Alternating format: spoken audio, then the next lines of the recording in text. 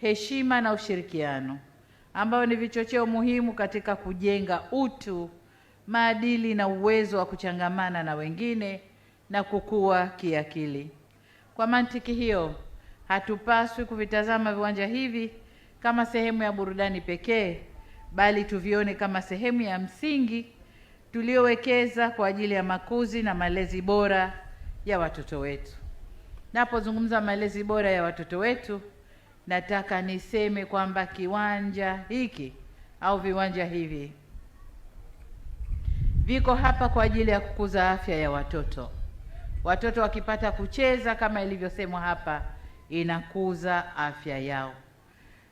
Kiwanja hiki kwa vyovyote vile, na hapa nazungumza na wenzangu wa Kizimkazi, wazazi na walezi, lakini pia watakaosimamia uendeshaji wa viwanja hivi, kiwanja hiki kisiwe kuharibu maadili ya watoto. Tumesema ni kiwanja cha watoto kuanzia miaka 3 hadi 15, ndivyo ilivyosemwa hapa. Ninajua wakati wa sherehe watu wazima wanakuwa kwenye kiwanja hichi, wengine wanakuja kuleta watoto, wengine wanakuja tu kuangalia, kutazama na wenyewe kufurahi. Sasa kwa vyovyote vile kiwanja hichi kisiwe chanzo cha kuharibu watoto. Lakini vile vile dunia ya sasa ni maendeleo ya teknolojia, na ndani ya kiwanja hapa kuna teknolojia mbalimbali zitatumika.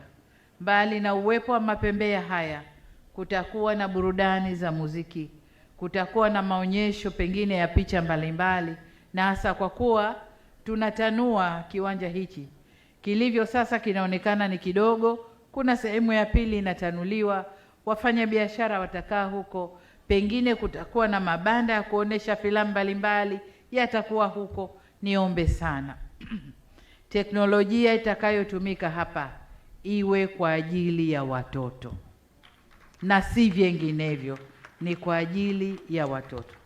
Lakini hata tutakapoweka michezo ya kutumia watoto, watumie teknolojia kwa michezo, iwe kwa umri wao na isiwe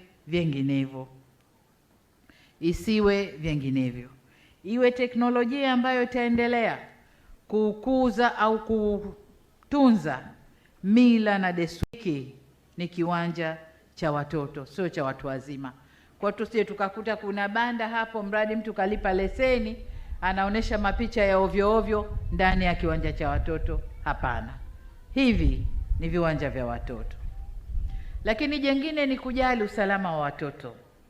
Wakati wa sikukuu viwanja hivi vinajaa sana sana sana, na nawashukuru ndugu zetu waliotujengea Camel Oil, wameona kwamba si vyema kuweka sakafu kule ambako mapembea yapo, watoto wanaanguka, watoto wanasukumana.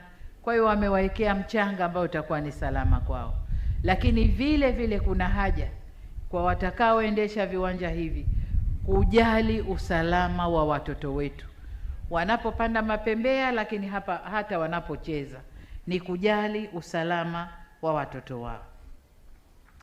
Eneo hili kama lilivyosemwa ni dogo, kwa hiyo tunakaribisha uwekezaji zaidi.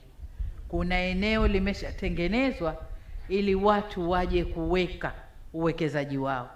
Mwenye mapembea ya aina nyingine aje kuweka, mwenye maduka ya toys za watoto aje kuweka, mwenye uwekezaji wowote unaowahusu watoto aje kuweka, ili watoto wetu wapate maarifa zaidi, wasome zaidi na wachangamke zaidi, ya akili ikuwe zaidi, wapate afya zaidi. Kiwanja hiki tumeongeza kwa sababu kiwanja hichi kama kilivyo sasa hivi kinakuza utalii wa ndani. Nina taarifa kwamba watu wanatoka maeneo mbalimbali ndani ya kisiwa hiki cha Unguja na wanakuja kwenye kiwanja hiki.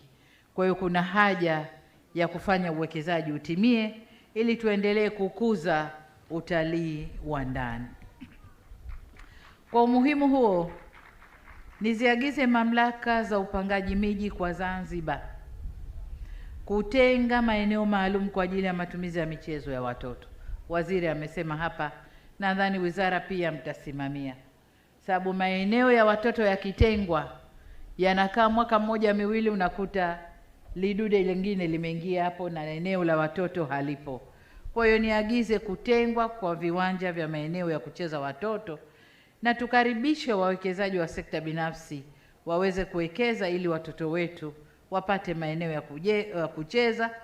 Tushirikiane sote kujenga kizazi chenye maadili mema leo na hata baadaye. Pamoja na viwanda vya michezo, bado sisi wazazi tunao wajibu wa kuendelea kuwalea vizuri watoto wetu kiafya, kimaadili, kielimu, lakini vile vile kiimani. Wazazi wenzangu, tukaze kamba kwenye maeneo hayo. Napoendelea kuhitimisha, kwa mara nyingine niwashukuru tena ndugu zangu kwa kujitokeza kwa wingi kushuhudia uzinduzi wa viwanja hivi. Niwaombe tushirikiane katika kulinda na kutunza miundombinu ya viwanja hivi ili vidumu kwa muda mrefu na kutuletea manufaa kwa watoto wetu. Kipekee niwashukuru tena sana Camel Oil kwa uwekezaji huu mlioufanya, na leo mmeukabidhi rasmi, nami nasema nimeupokea rasmi.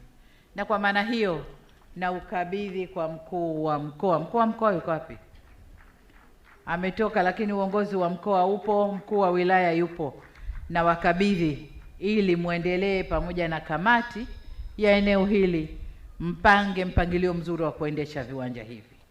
Sasa isije ikaharibika pembea ya mama, pembea imeharibika kule. Hapana, hivi viwanja vinaingiza fedha ziwekwe kwa ajili ya maintenance ya viwanja hivi. Kwa hiyo na wakabidhi rasmi. Nimalizie kwa kutoa rai kwa wazazi na walezi wenzangu kuendelea kuwalea watoto wetu katika misingi ya maadili na nidhamu, upendo na amani. Urithi wa maana tunaoweza kuachia si mali peke yake, bali taifa salama lenye amani ambalo wataweza kutimiza ndoto zao. Huo ndo urithi wa maana tunaweza tukawaachia. Naweza wakamwachia mtoto mali zote, lakini akaharibu wala asiendelee nazo kwa muda mrefu. Lakini tukiwaachia taifa salama na lenye amani, maisha yao yanakwenda kuwa vizuri tu.